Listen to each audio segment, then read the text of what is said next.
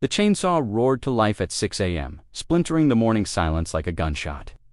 Sarah Martinez watched in horror from her kitchen window as her neighbor, Karen Henderson, carved through the fence that had taken her 3 years to save for, the only thing standing between her prize alpacas and the busy road beyond. "You can't just," Sarah screamed, but Karen's eyes held a cold satisfaction that made her blood freeze. What Karen didn't know was that Duchess, the lead alpaca, had been watching too, and the fence had been more than wood and wire to Sarah Martinez. And 3 years of overtime shifts at the veterinary clinic transformed into something tangible, a barrier that kept her 7 alpacas safe from the increasingly busy Maple Street that bordered her property. Now, at 6:17 a.m., on a Tuesday that started like any other, it all stopped. Sarah's voice cracked as she stumbled down the porch steps, her coffee mug forgotten and shattering on the wooden planks. The chainsaw in her manicured hands incongruous against her pristine white workout gear bit through another post with mechanical precision. Sawdust scattered like confetti across the morning dew. Making a shortcut, Karen called over the engine's roar, not bothering to look up. "I'm tired of driving around the block to get to the main road. This saves me 15 minutes. Sarah's world tilted. She'd known Karen for 3 years, had watched her move into the sprawling Tudor-style house next door, with its perfect lawn, and equally perfect disdain for anything that didn't serve her immediate needs. But this was beyond anything she'd imagined. "You can't just cut through my property," Sarah shouted, her voice rising to compete with the chainsaw. "This is my fence, my land." Karen finally lifted her eyes, and Sarah saw something that made her stomach drop. Not embarrassment, not apology, satisfaction. Cold, calculated satisfaction. "Actually," Karen said, switching off the chainsaw with theatrical precision, "I had a survey done. This fence is 6 inches over the property line. Technically, you're trespassing on my land." The words hit Sarah like a physical blow. She'd saved for 3 years to build this fence, had measured and remeasured every inch herself. She'd been so careful, so precise, but looking at Karen's smug expression, she realized precision might not matter when facing someone with enough money to rewrite reality. "That's impossible," Sarah whispered, but doubt crept into her voice like poison. "I have the paperwork," Karen said, patting her designer fanny pack, county-certified survey. "This fence comes down, and I'm putting in a nice little road right through here, much more convenient for everyone." Behind them, the alpacas had begun to gather. Duchess, the lead female, pressed against the damaged fence, her dark eyes fixed on Karen with an intensity that made Sarah's skin prickle. The other 6 clustered behind her maverick Luna, Cosmos, Pepper, Sage, and Little Peanut, their usual morning playfulness, replaced by something that looked almost like judgment. "You can't," Sarah said, desperation bleeding into her voice. "Even if if you're right about the property line, you can't just destroy someone's property without notice. There are laws, oh honey." Karen's laugh was sharp enough to cut glass. "Laws are for people who can't afford lawyers. I called the county this morning. Emergency removal of illegal structures. They'll be here in an hour to help me finish what you should have done yourself." Sarah's legs nearly gave out. Into these animals that had become her family after her divorce left her with nothing but debt and a broken heart. The alpacas weren't just livestock. They were her therapy, her income, her reason for getting up each morning. "Please," Sarah's voice cracked. "These animals, they need this fence. Maple Street is getting busier every month. Without it, they could get hit by a car, or wander off, or not my problem," Karen said, pulling the chainsaw's cord again. The engine sputtered to life with a growl that sounded like a predator awakening. "Should have thought of that before you built on my property." The saw bit into another post, and with each cut, Sarah felt her world collapsing. 3 years of work, 3 years of dreams, 3 years of building something beautiful and safe, all reduced to splinters and sawdust. But as Karen worked, she failed to notice what Sarah was beginning to see. The alpacas weren't just watching anymore, they were communicating. Duchess's ears flicked forward, then back. Maverick, the largest male, stepped closer to the fence, his massive frame casting a shadow over Karen's work. The others formed a loose semicircle, their usually peaceful demeanor replaced by something Sarah had never seen before: predatory patience. "Karen," Sarah said, her voice taking on a warning tone she didn't quite understand, Maybe you should stop. The animals are getting agitated." Karen glanced up dismissively. "They're alpacas, not attack dogs. So what are they going to do? Spit?" At me, she returned to her work, but Sarah noticed her movements had become slightly more hurried. Maybe some instinct was finally kicking in. The fence was a good fence, built to last. Each post was sunk deep, each rail reinforced with Sarah's own hands and her father's tools. But Karen's chainsaw was expensive, professional grade, and she wielded it with the ruthless efficiency of someone who'd never been told no by anything that mattered. By 6:45 a.m., she'd carved a gap wide enough for a car to pass through. "There," Karen said, setting the chainsaw down and wiping her hands on her workout pants. "Much better. I'll have my contractor come by this afternoon to widen it properly and put in some gravel." Sarah stared at the gaping wound in her fence, feeling something inside her chest crack and break. "You can't do this. I'll call the police." "Oh, you'll what?" "You'll call the cops on someone removing illegal structures from their own property. Good luck with that." She picked up the chainsaw again. "Besides, I'm not done. This whole section needs to come down. Can't have a partial fence cluttering up my new road." The chainsaw roared back to life, and Karen advanced on the next section of fence. But this time, something different happened. Duchess moved. The lead alpaca had been standing perfectly still, but now she stepped forward with deliberate precision. Her massive frame alpacas were larger than most people realized, with Duchess, standing nearly 6 feet tall, positioned itself directly in Karen's path. "Move," Karen said, waving the chainsaw in Duchess's direction. "Go on, Shoo." Duchess didn't move. She stood there, solid as a mountain, her dark eyes fixed on Karen with an intensity that made the morning air feel electric. "I said, move." Karen's voice pitched higher, the first crack in her confidence. Within seconds, all 7 alpacas stood in a perfect line between Karen and the fence, their massive bodies forming a furry wall of defiance. "What the hell?" Karen took a step back, the chainsaw wavering in her grip. Sarah felt something shift inside her chest, not the crack of breaking, but the snap of steel finding its strength. She'd been so focused on the legal impossibility of fighting Karen that she'd forgotten about the natural impossibility of fighting nature itself. "They don't like you," Sarah said, her voice finding its power again. "Animals can sense when someone means harm." "They're just animals," Karen said, but her voice had lost its edge. "They'll move when they get hungry or bored." But the alpacas didn't move. They stood there, patient as mountains, immovable as gravity. And behind their dark eyes, Sarah could see something that made her smile for the first time that morning. They were planning something. Karen tried to step around the line, but Duchess shifted to block her path. She tried the other direction, but Maverick was there, his massive frame casting a shadow that seemed to swallow Karen's confidence whole. "This is ridiculous," Karen muttered, but sweat had begun to bead on her forehead despite the cool morning air. "Fine, I'll wait them out." She set the chainsaw down and crossed her arms, trying to project the same authority that had carried her through the fence destruction. But the alpacas just stood there, watching, waiting, the county truck, most likely, coming to help Karen finish her destruction. But as the sound grew closer, Sarah realized it wasn't coming from the direction of town. It was coming from the other direction, from the Henderson property. A truck had turned down the narrow dirt road that ran along the back of Karen's property, the road that until this morning had been blocked by the fence Karen had just destroyed. The truck's driver, probably taking what he thought was a shortcut, had no idea that he was about to discover exactly what that fence had been protecting. Sarah's eyes widened as she realized what was about to happen.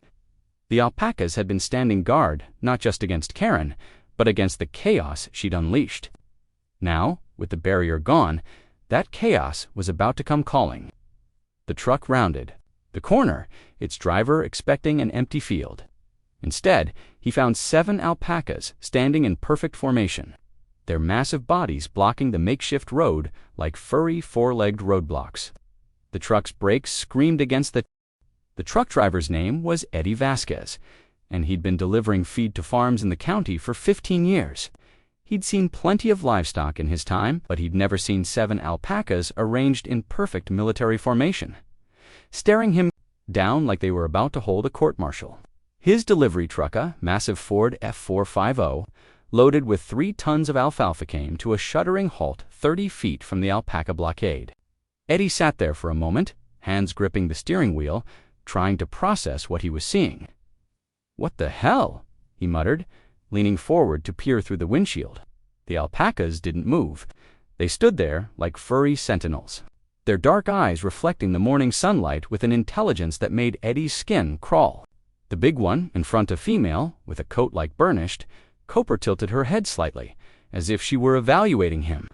Behind the alpacas, Eddie could see a woman in workout clothes holding a chainsaw, her face pale with what looked like growing panic.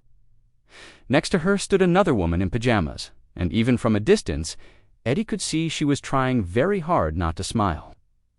"This is insane," Karen whispered, her voice barely audible over the truck's idling engine. "They're just animals. They'll move." But Sarah was beginning to understand that her alpacas were far from just animals. She'd always known they were intelligent, were notorious for their problem-solving abilities and complex social structures. But this was something else entirely. This was strategy.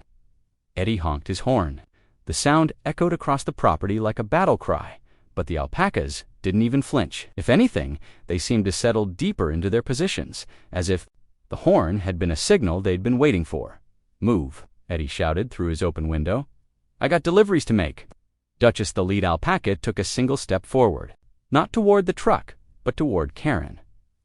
Her massive frame moved with predatory grace, and suddenly Karen's chainsaw felt very small in her hands. "They're hurting her," Sarah whispered, realization dawning like sunrise. They're actually hurting her, and they were. Maverick had moved to Karen's left, cutting off her escape route toward her house. Luna had positioned herself to the right, blocking the path to the road. The other alpacas had formed a loose circle, their positions calculated with mathematical precision. Karen was trapped in the center, surrounded by 1,500 pounds of furry judgment. "This is ridiculous," Karen said, her voice climbing toward hysteria. "I'm calling the police. I'm calling animal control." Her words were cut off as Duchess let out a sound that Sarah had never heard before, low, rumbling vocalization that seemed to come from the earth itself.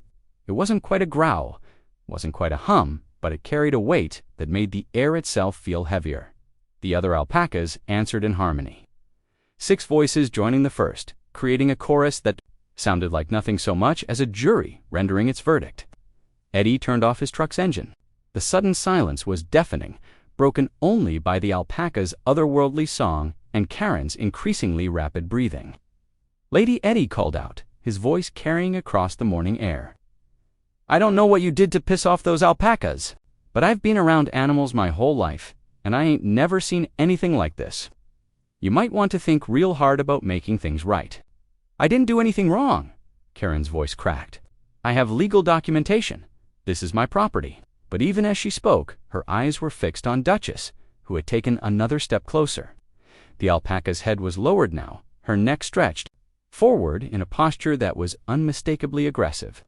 Sarah felt a chill run down her spine. She'd seen this posture before, but only once, when a neighbor's dog had gotten into the alpaca enclosure and threatened little Peanut. The dog had left with a limp and a permanent fear of anything with 4 legs and a long neck. "Karen," Sarah said quietly, "maybe you should put the chainsaw down." "What?" Karen's voice was shrill now, panic bleeding through her entitlement. "Why? What are they going to do?"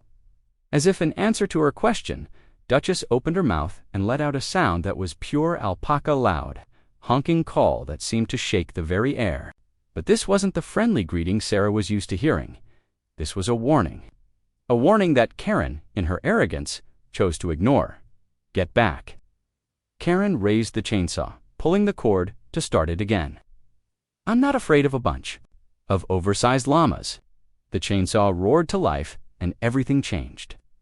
The alpacas moved as one, their individual actions coordinated with the precision of a military unit. Duchess lunged forward, not at Karen, but at the chainsaw itself. Her massive head struck Karen's hands with enough force to send the tool flying through the air. The chainsaw landed with a metallic crash 20 feet away, its engines sputtering and dying. Karen stared at her empty hands, then at Duchess, who had returned to her original position as if nothing had happened. "Did that alpaca just disarm?" "Me," Karen whispered. "Oh, honey," Sarah said, and this time she didn't bother to hide her smile. That was just the opening move. What happened next would be talked about in the county for years to come. The Alpacas didn't attack Karen nothing that dramatic or violent. Instead, they did something far more devastating to someone like Karen Henderson. They humiliated her. Maverick stepped forward and, with surgical precision, grabbed the elastic waistband of Karen's designer workout pants in his teeth. Before Karen could react, he pulled backward, executing a perfect wedgie that left Karen hopping on one foot, trying to extract herself from her own clothing. "Hey!" Karen yelped, spinning around to face Maverick. "Bad Alpaca! Bad!" But Maverick had already retreated, and now Luna was moving in from the other side. The female alpaca had somehow gotten hold of Karen's fanny pack, the one containing her precious survey documents, and was tossing it back and forth with Cosmos like a furry game of keep-away. "Stop it!" Karen lunged for the fanny pack, but Luna was too quick. The alpaca danced away, the pack dangling from her mouth like a trophy. Meanwhile, Sage had discovered Karen's water bottle, which had fallen from her fanny pack during the scuffle. The alpaca picked it up delicately in her teeth, tilted her head back, and proceeded to drain the entire contents in one long gulp. "That's my water," Karen shrieked. "I paid $12 for that at the organic market," Sage responded by dropping the empty bottle at Karen's feet and letting out what could only be described as a satisfied burp. From his truck, Eddie was laughing so hard he could barely breathe. "Lady, I think you just got schooled by a bunch of alpacas." But the alpacas weren't done. Little Peanut, the smallest of the herd, had somehow managed to get behind Karen and was now systematically untying her shoelaces with the delicate precision of a surgeon. Karen didn't notice until she tried to take a step and nearly face-planted in the dirt. "This is assault," Karen screamed, hopping on one foot while trying to retie her shoes. "This is harassment. This is karma," Sarah said simply. And then, just as Karen seemed to be getting her footing back, Duchess made her final move.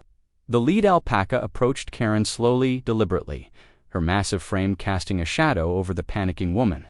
Karen froze, her eyes wide with terror, as Duchess lowered her head until they were face to face. For a moment, the world held its breath. Then Duchess did something that Sarah had never seen an alpaca do before. She smiled. It was unmistakably a smile. The corners of her mouth turned up, her eyes crinkled with what looked like genuine amusement. And then, with theatrical timing that would have made Broadway jealous, Duchess opened her mouth and unleashed the most spectacular spit in alpaca history. The projectile hit Karen square in the face with the accuracy of a guided missile, green, viscous, and carrying the full weight of alpaca justice. It coated Karen's perfectly made-up face and dripped down onto her pristine white workout clothes. Karen stood there, frozen in shock, alpaca spit dripping from her chin like the world's most humiliating badge of honor. "Oh my God!" Eddie wheezed from his truck. "Did that alpaca just spit in her face?"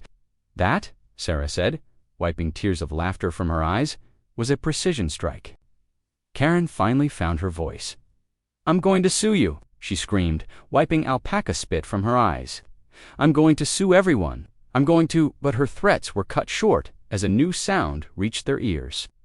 The unmistakable whine of sirens approaching from the direction of town.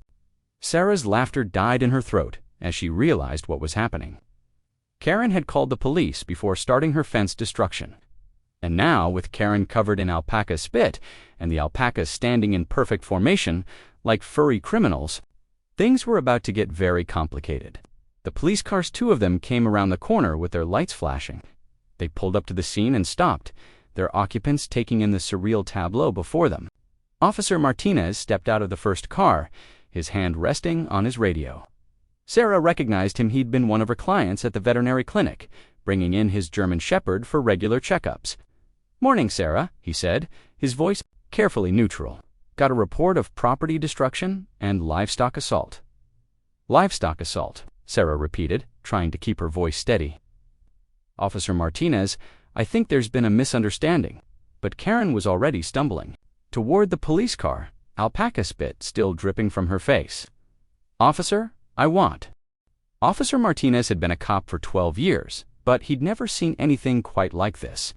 7 alpacas, standing in perfect formation, a woman covered in what was unmistakably alpaca spit, and a destroyed fence that looked like it had been attacked by a tornado with a law degree. "All right," he said, pulling out his notepad. "Let's start from the beginning. Ms. Henderson, you called in a complaint about property destruction and animal assault." "That's right." Karen's voice was still pitched high with hysteria, though. She'd managed to wipe most of the spit from her face with her shirt. "This woman," she pointed accusingly at Sarah, "has been letting her animals run wild on my property. When I tried to remove illegal structures, they attacked me." Officer Martinez looked at the alpacas, who were still standing in their protective formation. "Ma'am, these are alpacas. They're not exactly known for their aggressive behavior. Tell that to my face." Karen gestured wildly at the remaining traces of alpaca spit on her cheek. "Actually," came a new voice, "I think I can explain what happened here." Everyone turned to see Eddie Vasquez climbing down from his delivery truck, a wide grin on his weathered face. "Name's Eddie. I saw the whole thing, and lady," he pointed at Karen, "you got exactly what you deserved." Officer Martinez raised an eyebrow. "Mr. Vasquez, I'm going to need you to be more specific." "Well," Eddie said, settling into storyteller mode, "I was making a delivery when I came around that corner and found these alpacas standing in the road like they were guarding something. Couldn't figure out what at first, but then I saw her." He pointed at Karen standing there with a chainsaw and pieces of fence scattered all over creation. Karen's face went pale. "He doesn't understand the situation." "I have legal documentation." "Oh, I understand plenty," Eddie interrupted. "I understand that you cut through someone else's fence to make yourself a shortcut. I understand that when those alpacas tried to stop you, you threatened them with a chainsaw. And I understand that they handled you a lot more gently than you deserved." Officer Martinez was taking notes, but Sarah could see something shifting in his expression. "Ms. Henderson," he said, "you mentioned legal documentation. Can I see it?" Karen's confident expression faltered. It was in my fanny pack. The animals destroyed it." Actually, Luna chose that moment to step forward, the fanny pack still dangling from her mouth. She approached Officer Martinez. With the dignified bearing of a witness presenting evidence, dropped the pack at his feet, and stepped back into formation. Officer Martinez stared at the alpaca for a long moment. Did that alpaca just ... deliver evidence? "They're very intelligent animals," Sarah said, her voice carefully neutral. But inside, she was marveling at her alpaca's behavior. It was as if they understood exactly what was happening and were determined to ensure justice was served. Officer Martinez picked up the fanny pack and examined its contents. He pulled out a folded document, smoothed it out, and began to read. As he did, his expression grew increasingly grim. "Miss Henderson," he said finally, "this survey is dated from 2019. It's for a completely different property, 425 Maple Street, not 423. The color drained from Karen's face. That's impossible. I specifically requested a survey for the wrong address." Officer Martinez continued, "According to this document, you have no legal claim to any part of Ms. Martinez's property." Sarah felt her knees go weak with relief, so the fence was legal. "The fence was not only legal," Officer Martinez said, "but according to the county records I can access on my tablet, it was built 3 feet inside your property line. Ms. Henderson destroyed private property that was entirely within your legal boundaries." Karen stared at him, her mouth opening and closing like a fish out of water. "But ... but I was sure ... I measured ... "You measured wrong," Eddie said bluntly, "and now you're going to pay for it." That's when Officer Martinez's partner, Officer Thompson, returned from examining the destroyed fence. "Martinez," he called out, "you need to see this." The group moved toward the fence, the alpacas parting like a furry honor guard to let them pass. Officer Thompson was crouched next to one of the severed posts, examining something with his flashlight. "Look at this," he said, pointing to the base of the post. This wasn't just cut down, it was sawed through with precision. Someone took their time with this, not removal of an illegal structured militia. Karen's last shred of confidence crumbled. I thought ... the survey said. "The survey you never actually read," Officer Martinez said coldly. "Ms. Henderson, you're looking at charges of destruction of private property, trespassing, and potentially reckless endangerment." Reckless endangerment. Karen's voice was barely a whisper. "You destroyed a fence designed to keep livestock contained," Officer Thompson explained. "These animals could have gotten loose, wandered into traffic, been killed, or caused accidents. That's a serious charge." Sarah looked at her alpacas, still standing in their protective formation, and felt a wave of gratitude so profound it brought tears to her eyes. They hadn't just been protecting their home, they'd been protecting everyone from the chaos Karen's selfishness could have caused. "I want to press charges," Sarah said firmly. "Full charges." "Sarah, please." Karen's voice had lost all its earlier arrogance. "I made a mistake. I'll pay for the fence." You'll pay for the fence anyway," Officer Martinez interrupted. "That's called restitution. The charges are a separate matter. But I didn't mean you didn't mean to grab a chainsaw at 6 in the morning and destroy someone's property without permission." Officer Thompson's voice was dry as desert sand. "Ma'am, I'm going to need you to explain to me exactly what you did mean to do." Karen opened her mouth, then closed it again. For the first time since Sarah had known her, Karen Henderson had nothing to say. That's when Duchess chose to make her final statement.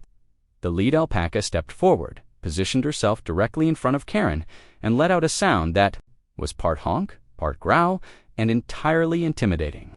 It was the sound of judgment rendered and justice served. Karen took a step backward, stumbled, and sat down hard in the dirt, her designer workout clothes now thoroughly ruined. "I think," Officer Martinez said, struggling to keep his voice professional. "Your alpacas have made their position clear, Ms. Martinez." "They have," Sarah agreed, "and so have I." Officer Thompson was already pulling out his handcuffs.